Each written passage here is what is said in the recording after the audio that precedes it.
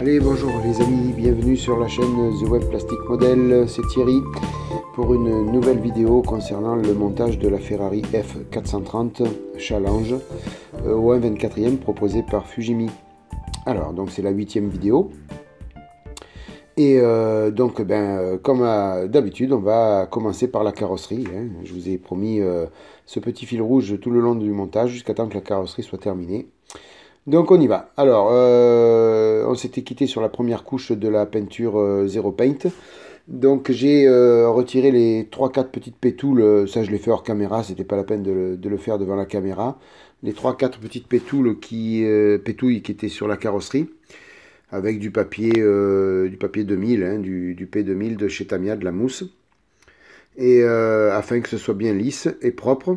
Le reste, il n'y avait pas eu besoin de poncer la carrosserie, hein, puisque comment dire, la couche était très fine, donc il n'y avait pas besoin de ponçage. Là, je vous montre ce que j'ai préparé, on va faire ça ensemble tout à l'heure aussi, donc le passage du décalque carbone sur les pièces moteurs. Alors j'ai fait les patrons sur un petit carton, donc avec de la bande cache, puis après un découpage sur le dit carton.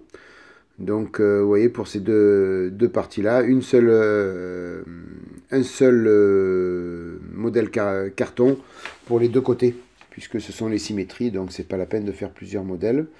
Et puis donc sur d'autres pièces moteurs, j'ai préparé d'autres gabarits aussi pour venir appliquer les décalques carbone. Donc là vous voyez, c'est un peu plus grand que la demande de la pièce, mais il y a tout le retour à faire en dessous. Donc j'ai prévu large. Et puis on a ces deux petites parties aussi qui vont être carbonées. Donc on verra tout ça ensemble tout à l'heure, bien sûr. Hein. Il n'y a pas de souci sur cette pièce-là, je pense pas, mais sur l'autre pièce, la première que je vous ai montrée, oui, on le fera ensemble. Voilà, donc par conséquent, on va commencer par cette carrosserie et passer la deuxième couche, éventuellement la troisième couche, je ne sais pas, je verrai comment ça se passe. Donc avec la fameuse Rosso Scuderia de chez Zero Paint. Alors on prépare tout, je prépare tout plutôt, et on se retrouve à la cabine de peinture. Voilà, excusez-moi de l'interruption, il y a eu un petit bug au niveau du montage, donc je reprends le fil. Donc on se retrouve à la cabine, comme promis, pour passer cette deuxième couche sur la carrosserie de cette Ferrari.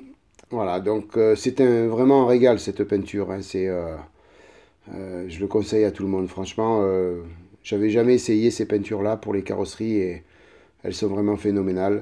Je pense d'ailleurs au niveau carrosserie utiliser que des peintures Zero Paint, une fois que je les aurai bien apprivoisées, parce que vous allez voir tout à l'heure un petit peu plus loin, j'ai encore péché d'innocence, on va dire, sur cette peinture. J'ai voulu passer une couche un petit peu trop mouillée et en fin de compte, ces peintures-là ne supportent pas les couches épaisses. Il faut vraiment faire de fines couches. On m'avait prévenu, hein, je ne sais plus qui m'en avait parlé sur les commentaires de la première vidéo, de la dernière vidéo de la Ferrari.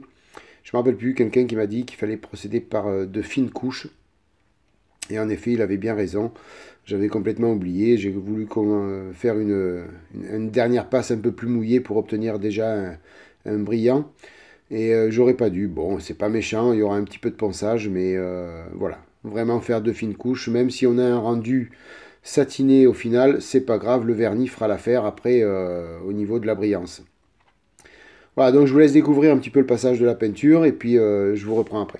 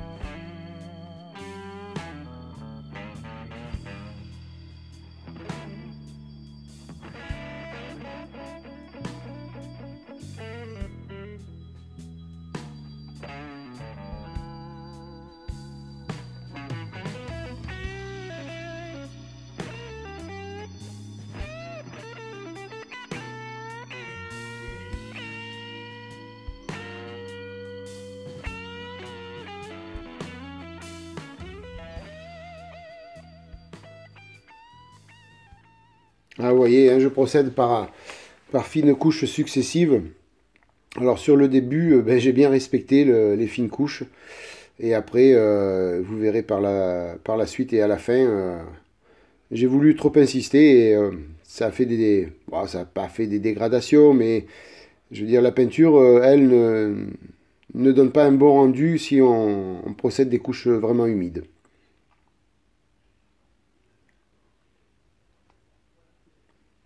Voilà, j'avais laissé sécher un petit peu et repris donc pour passer une troisième fois dessus.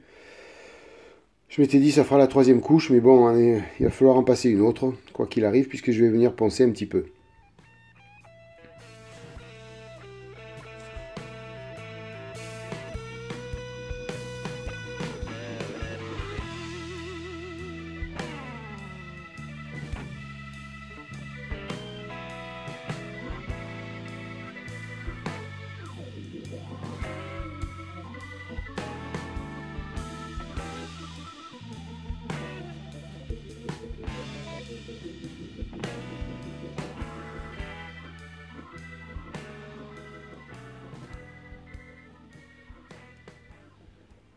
Voilà, donc la deuxième, éventuellement troisième couche est sèche, sont sèches plutôt.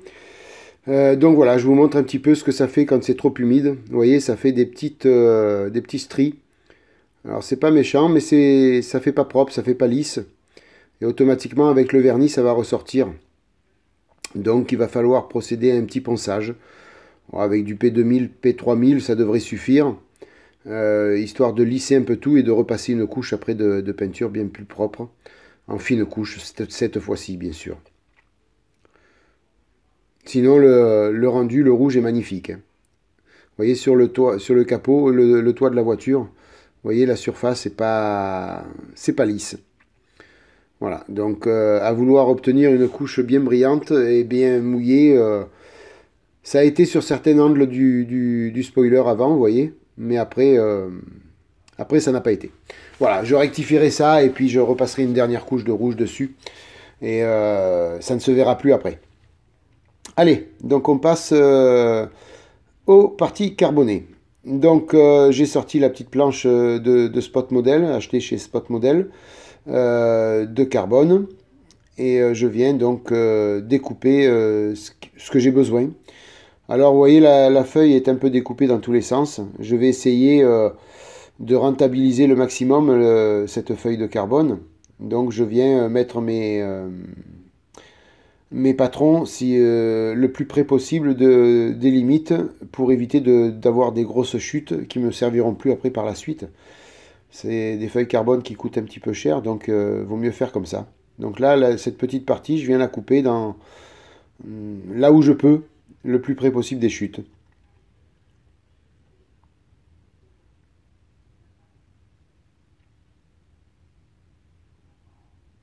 Donc après, on prend le ciseau, on découpe, bien sûr, hein. Heureusement que nous avons été à la maternelle pour apprendre à découper. Quand je me disais à l'école, je ferai plus de découpage, ben si, vous voyez, j'en fais encore.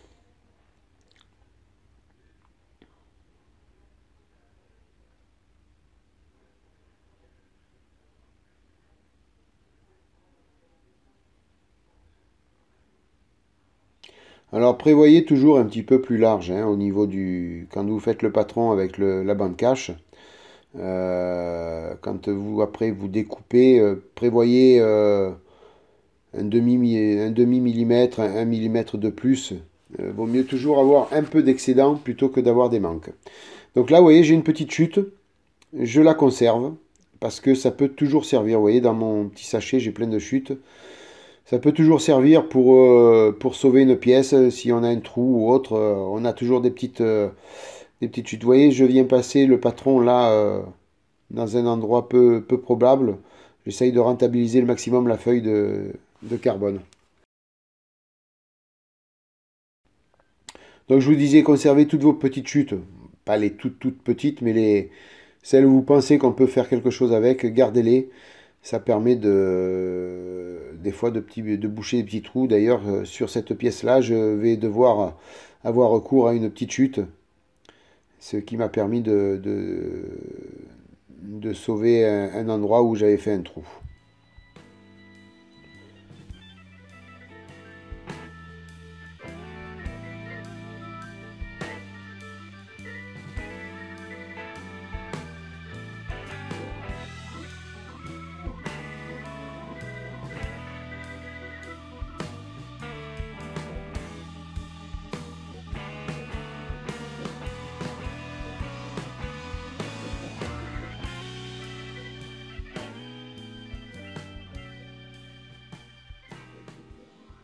Voilà, j'essaye de trouver l'endroit qui va être le plus approprié pour conserver le maximum de carbone euh, d'un seul tenant, pour éviter, donc, comme je vous dis, ces toutes petites chutes.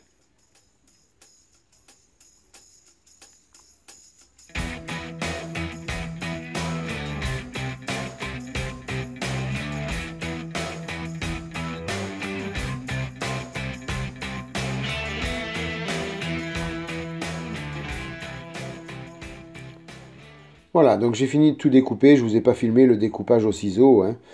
Donc surtout pensez quand vous faites un seul patron pour deux pièces comme ça, de bien penser à la symétrie et de bien retourner le carton pour d'un côté pour l'autre. Sinon vous allez vous retrouver avec deux pièces carbone, enfin deux décalques carbone pour le même côté.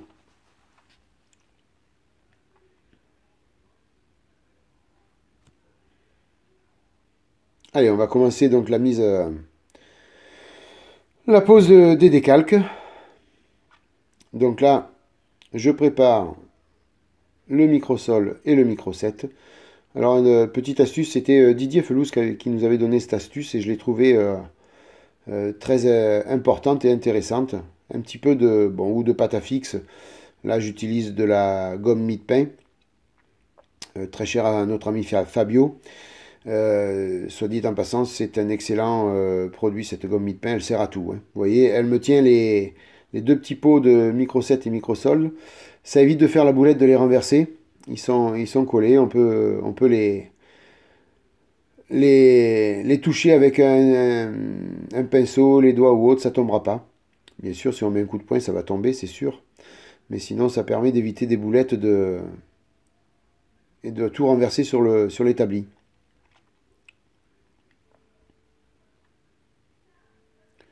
Donc je mouille un petit peu le décalque. On va attendre qu'il se décolle de son support. Et en attendant, je vais passer du micro-set sur la partie qui va recevoir le décalque. Alors tout simplement pour que le décalque glisse bien. En même temps, ça va commencer à l'assouplir un petit peu. Mais surtout, ce que je veux, c'est le positionner bien comme il faut. Bien comme il faut plutôt. Et donc avec le micro-set, ça permet de pouvoir le glisser avec les doigts sans problème. Il n'accroche pas et il ne risque pas de se casser.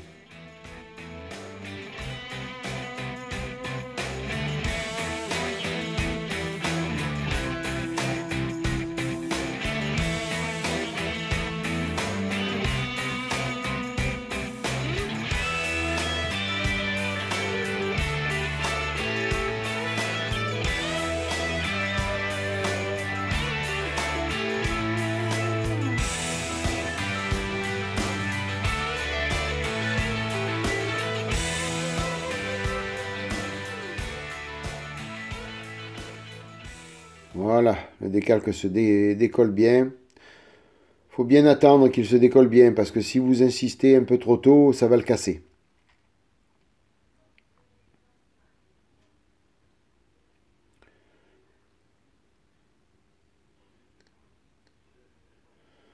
Voilà, donc maintenant je vais m'affairer à le mettre bien dans les coins et dans les angles.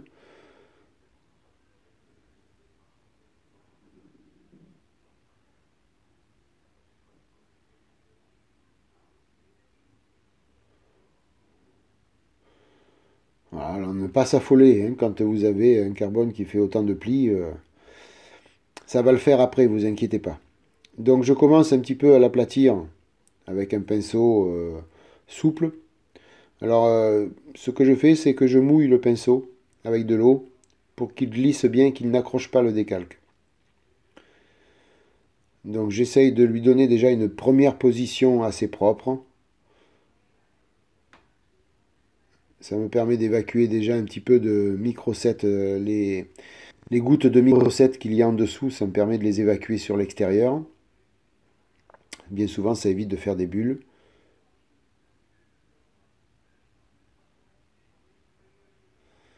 Et je l'amène doucement vers sa position.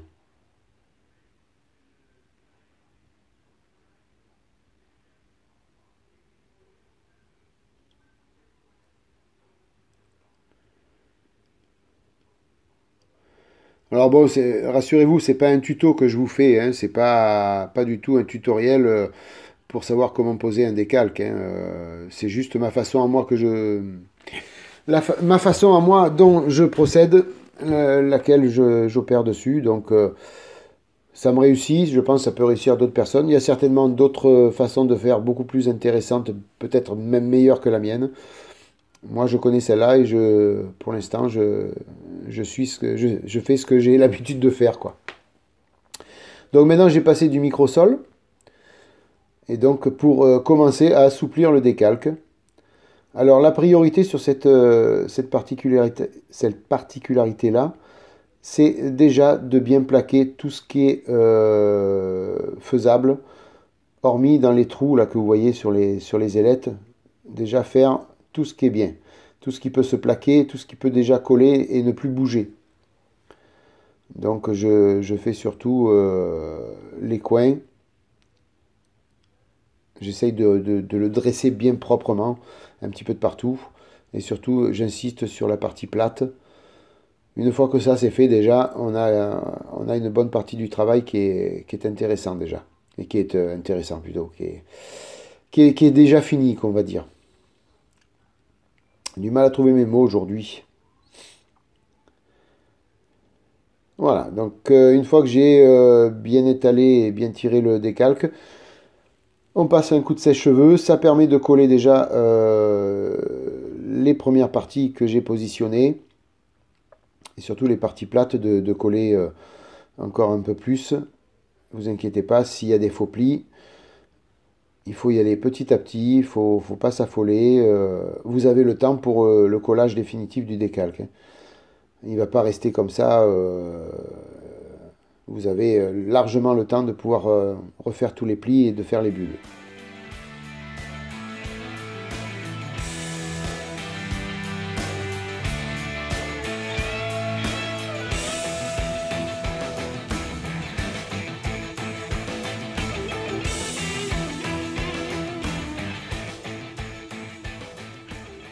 Ah, vous remarquerez, je ne vais pas insister encore dans le fond des petits trous.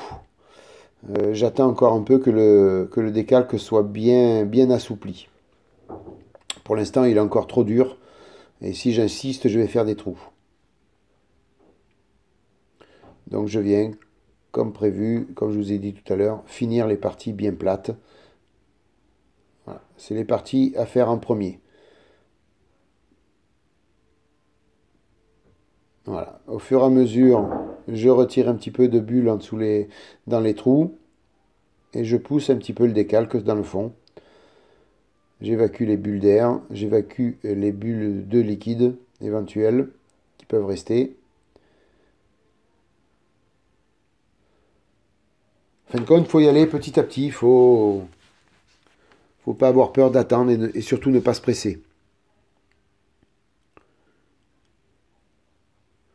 Ah, vous voyez, ça commence à prendre forme, mais c'est pas encore ça.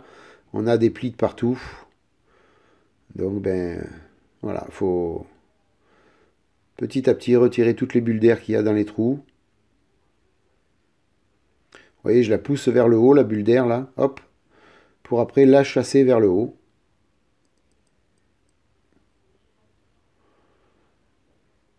Rassurez-vous, il en reste encore des bulles, hein.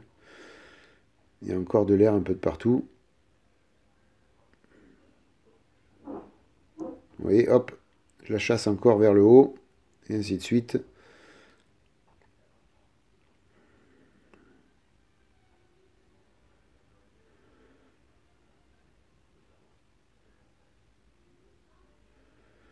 Alors ne pas trop appuyer non plus avec le pinceau, hein.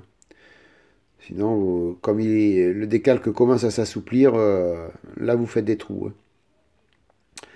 On repasse du microsol.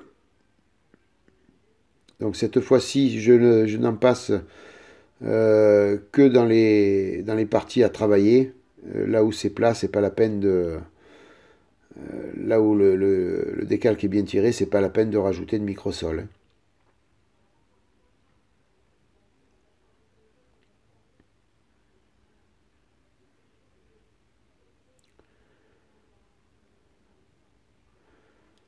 Vous voyez, ça commence à prendre tournure, mais dans le fond des trous, il y a encore de l'air.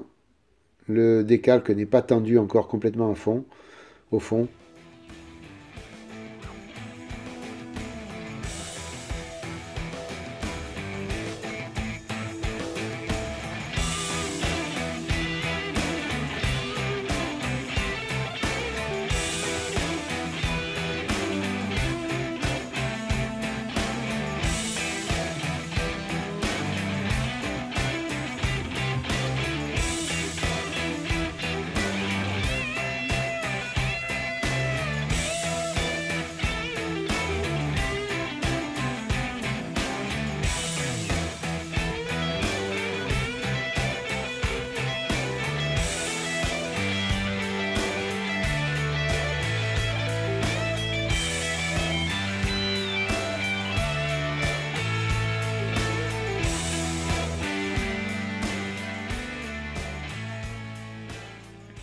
Allez, donc on retourne dans les trous et on chasse tout ça.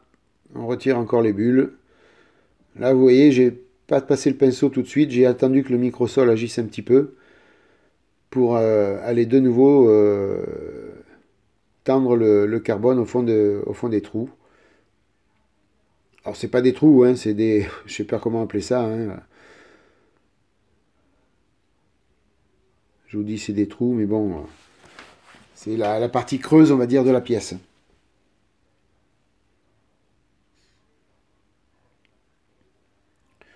Ouais, vous voyez, au fur et à mesure, les bulles s'en vont, petit à petit.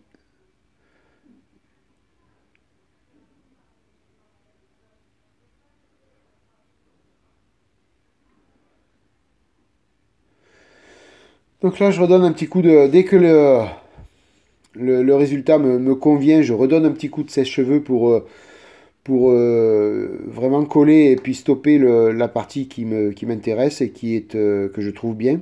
Ça me permet d'avancer dans le travail pour après remettre du microsol dans les parties à retravailler.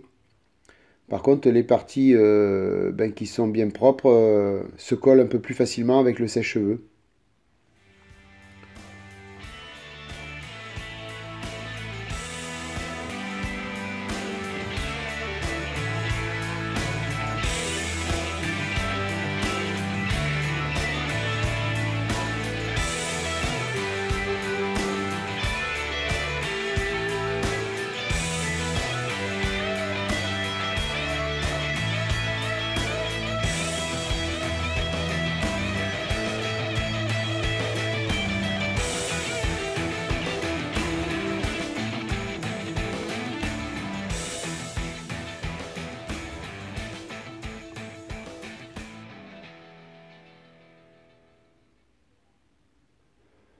Ouais, je viens pousser dans le... pour que le carbone aille vraiment au fond de la pièce. Pour ça, utiliser un petit pinceau plat comme j'ai là, c'est hyper pratique pour faire ça. Il est à la fois dur et souple. Ça permet vraiment de ne pas abîmer le carbone. Donc vous verrez qu'à un endroit, j'ai fait un trou. Donc je vous le montrerai tout à l'heure. Et je vous montrerai aussi que les petites chutes que je garde servent beaucoup puisque j'ai sauvé la pièce et j'ai bouché le trou, ça ne se voit plus.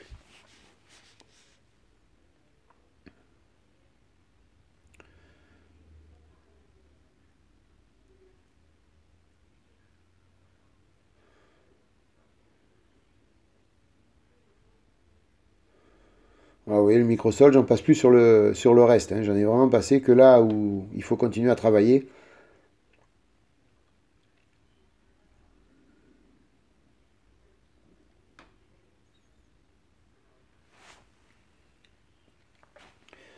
Là, j'ai pratiquement filmé en totalité, hein. J'ai pas fait de coupure, donc c'est pour vous rendre compte à peu près le temps que ça peut prendre.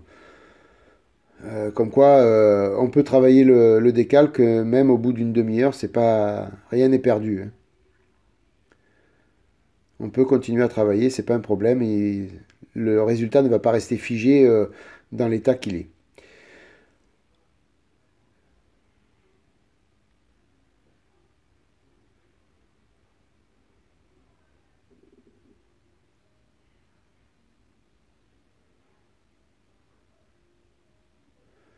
Alors c'était pas trop évident parce que j'avais la caméra devant moi, je regarde par-dessus, c'était pas évident. Donc à un moment donné, j'ai dû arrêter pour finir bien les petites finitions, je n'y voyais pas assez.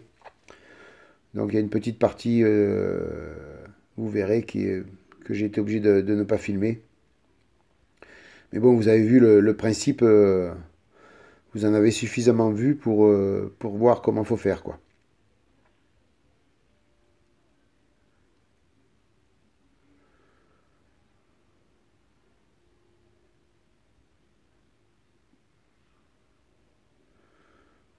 Voilà, le carbone est vraiment très souple là, hein, le décalque.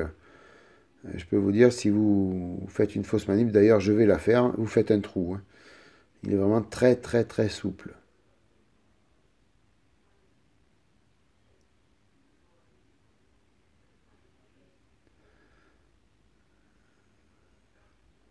Voilà, vous voyez, le trou est fait sur cette partie-là.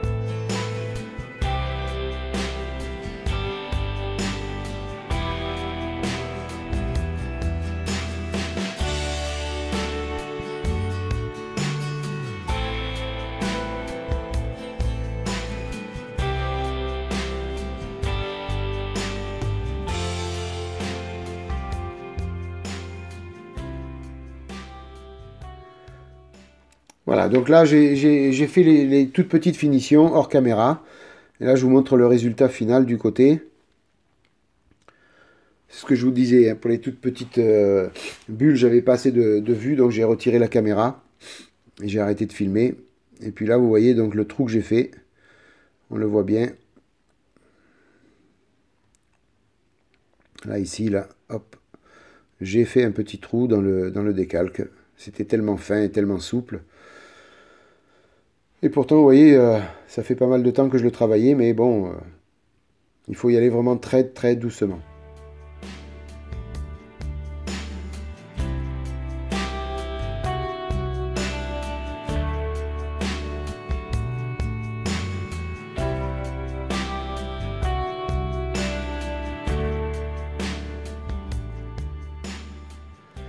Voilà, l'autre côté et puis le centre, je vais le faire hors caméra. C'est pas la peine de filmer toute la pose. Vous avez vu un côté, vous avez vu les deux autres côtés, hein. Et là, je vais vous montrer le résultat final avec la petite réparation du trou. Donc, vous voyez l'autre côté est fait aussi.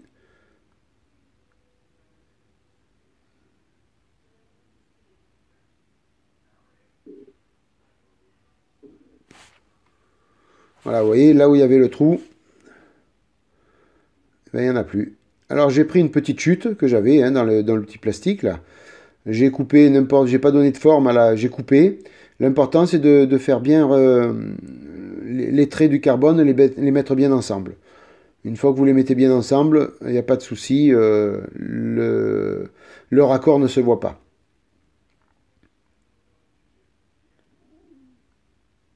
Voilà, il reste quelques petites imperfections, mais rassurez-vous, vous laissez comme ça. Le lendemain matin, vous prenez la pièce, tout s'est tendu et on ne voit plus rien. En plus, des fois, les petites plis, les petites imperfections partent avec le décalque, hein. Donc, il n'y a pas de souci à ce niveau-là. Voilà, ben écoutez, j'espère que cette vidéo vous aura plu. La suite de la Ferrari va arriver bientôt, hein. Entre-temps, vous avez vu et découvert la carrosserie de l'Audi A8, R8 plutôt. Donc j'espère que ça vous a plu. Merci mille fois d'être passé par là. Et puis un petit pouce levé si ça vous a plu. Et puis je vous dis à bientôt. Allez, bye bye, à plus.